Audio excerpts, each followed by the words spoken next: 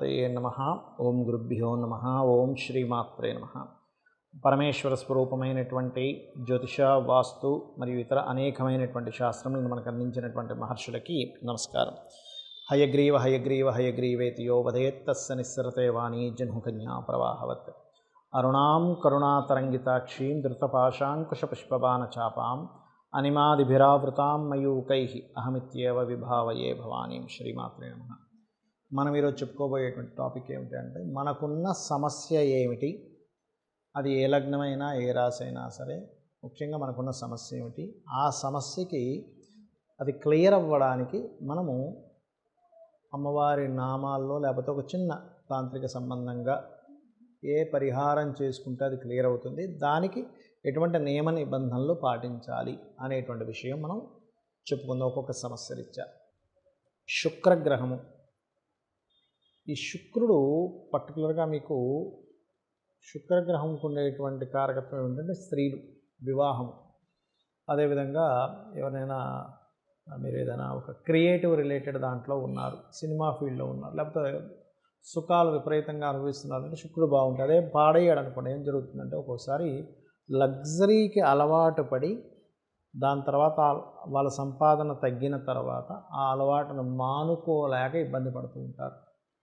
ఇది తప్పిదం జరుగుతూ ఉంటుంది. మరి ఈ లగ్జరీకి అలవాటు పడి ఇబ్బంది పడుతూ మానుకోలేని స్థితిలో ఉన్నప్పుడు మీరు చేయవలసినటువంటి ముఖ్యమైనటువంటి ఏమిటి అని చెప్పి చూసుకున్నట్లయితే, ఈ కాంబినేషన్ ఏదైతే ఉందో, ఈ యొక్క కుజుడు ఉన్నటువంటి, ఈ యొక్క శుక్రుడు ఉన్నటువంటి స్థితి, ముఖ్యంగా కుజరాశుల్లో కానీ కుజుడితో కలిసినప్పుడు కానీ ఏమవుతుంది, ఇంకొంచెం ఎక్కువ కోరికలు ఉంటూ ఉంటాయి వీరికి.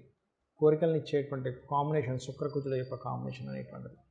అలా కాకుండా శుక్రుడు బాగున్నాడు, అమ్మవారి అనుగ్రహం ఎవరికైనా ఎక్కువగా కలుగుతుందంటే శుక్రగ్రహం బాగుంటేనే.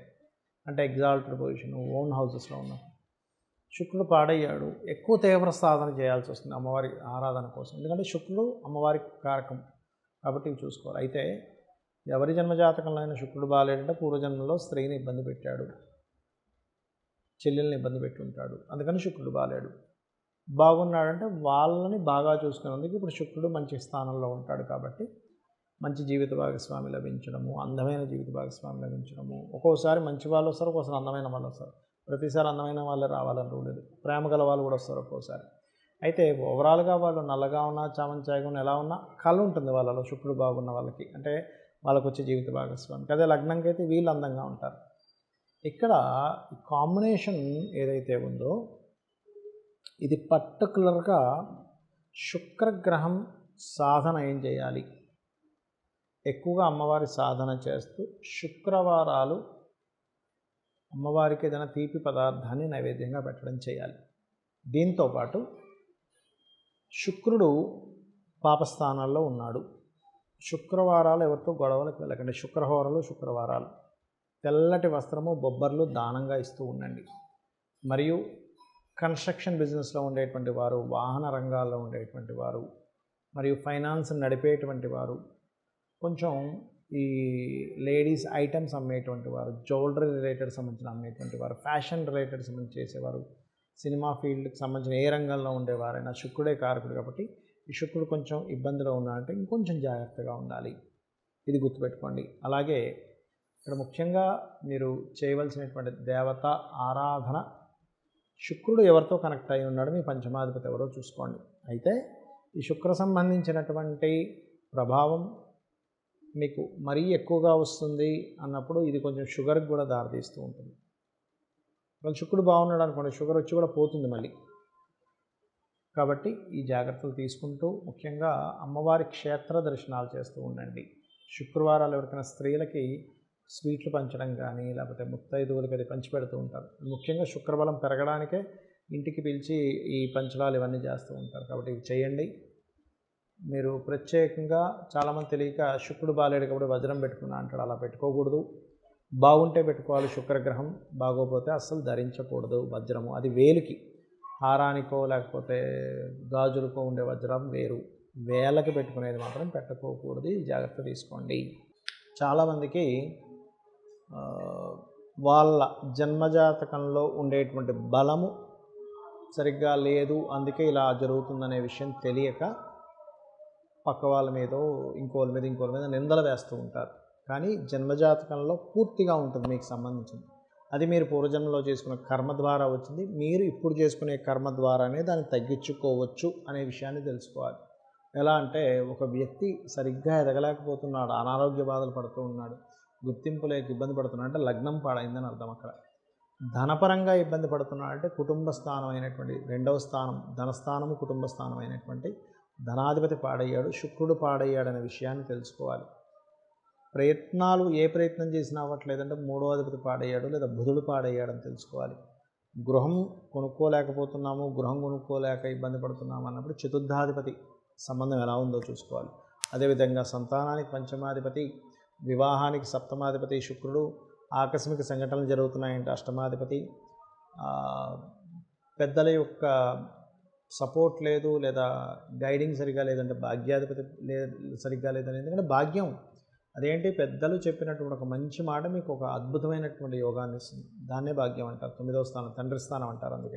అందుకే చూడండి, ఎవరికైనా తండ్రి బాగుంటే ఆటోమేటిక్గా పిల్లలకి ఇదే సపోర్ట్ని అందించగలుగుతాడు. కాబట్టి అది అలా ఏంటంటే మీ కెరియర్కి దశమాధిపతి, మీ లాభాలకి లాభాధిపతి, మీ ఇన్వెస్ట్మెంట్స్ 12th హౌస్లో చూసుకోవాలి.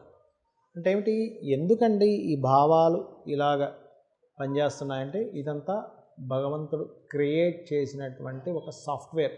మనం చేసినటువంటి పుణ్యము పాపము వాటి ద్వారా ఆ ఫైల్స్ స్టోర్ చేసుకుంటూ మనకు మరలా ఇస్తూ ఉంటాయి. మనం ఎలా అయితే ఒక బ్యాంకులో వెళ్ళి ధనాన్ని డిపాజిట్ చేస్తే తర్వాత ఎప్పుడు కావాలంటే అప్పుడు దాన్ని తీసుకున్నట్టుగా. అయితే ఇక్కడ మీరు అర్థం చేసుకోవాల్సింది ఏంటంటే, ఫైనాన్షియల్ ఇబ్బంది ఉంది, ఓం సంపత్కరీ సమారూఢ సింధుర వ్రజ సేవితాయ నమః, లేదా ఓం ధర్మాధ్యక్ష ధనాధ్యక్ష ధనధాన్య ఇవి చెప్తూ ఉన్నాం మనం. లేదా అప్పులు ఉన్నాయంటే ఓం అపర్ణాయ నమః అని చేసుకోండి అని. లేనట్లయితే ఉద్యోగం రావట్లేదంటే ఓం మాణిక్య మకుటాకార జానద్వయ విరాజితాయ నమః చేసుకోండి అని చెప్తూ ఉన్నాం. అయితే ఇక్కడ ఏంటంటే ఈ మంత్రము సాధన చేసుకోవడం ఒక ఎత్తు అయితే, కంప్లీట్గా ఇప్పుడు ఉద్యోగం కోసం చేస్తున్నారు, ఉద్యోగాన్ని ఇచ్చే వ్యక్తి, మీరు చేసేటువంటి జాబ్ ప్రెమిసెస్ ఏదైతే ఉందో అది సుపీరియర్ పర్సను, ఆ కంపెనీ అదంతా కూడా అమ్మవారి స్వరూపం, ఈశ్వర స్వరూపంగా మీరు అర్థం చేసుకోవాలి.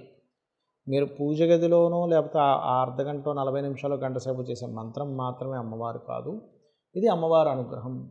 జాబ్ కానివ్వండి, సంతానం కానివ్వండి, వివాహం కానివ్వండి, ఇన్వెస్ట్మెంట్స్ కానివ్వండి, ఏదైనా కానివ్వండి, అలా ఎప్పుడైతే ఫీల్ అయ్యి మీరు చేస్తారో సమస్తం ఈశ్వరమయము, అమ్మవారమయము, ఆ యొక్క విష్ణుమయము, మీరు ఏ దేవతా స్వరూపం అనుకుంటే ఆ యొక్క మయంగా ఉందని భావిస్తారో దానిలో ఆనందంగా, ఆ యొక్క ఆనందంలో మీరు ఎప్పుడైతే మునిగి తేలుతూ ఉంటారో, సమ్టైమ్స్ ఒక్కోసారి చిరాకు వస్తూ ఉంటుంది, రాదని కదా, నాకు కూడా వస్తుంది చిరాకు.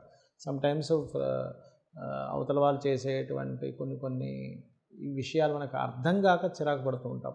వాళ్ళు ఏదో కావాలని చిరాకు పెట్టడం కాదు, మనకు అర్థం కాక చిరాకు పడుతూ ఉంటాం, స్ట్రెస్ అవుతూ ఉంటాం, కోప్పడుతూ ఉంటాం, లేకపోతే వెక్స్ అయిపోతూ ఉంటాం. కానీ తర్వాత రియలైజ్ అవుతూ ఉంటాం. ఇది లైఫ్లో పార్ట్. ఒక మెచ్యూరిటీ లెవెల్స్కి వెళ్ళిపోయామంటే ఎప్పుడు ఆవేశపడమని కాదు, ఎప్పుడు చిరాకు పడము మనం ఒక బుద్ధుల్లా ఉంటామని కాదు.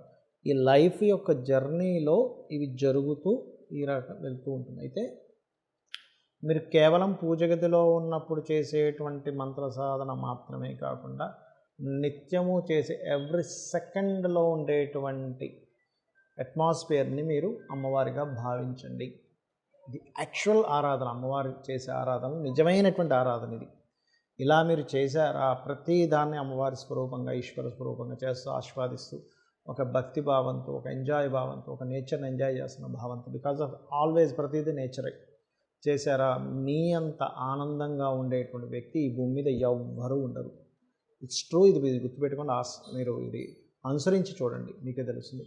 మీకు ఆ అమ్మవారి యొక్క అనుగ్రహం పరిపూర్ణంగా కలగాలని మనస్ఫూర్తిగా కోరుకుంటూ శ్రీమాత్రే నమః.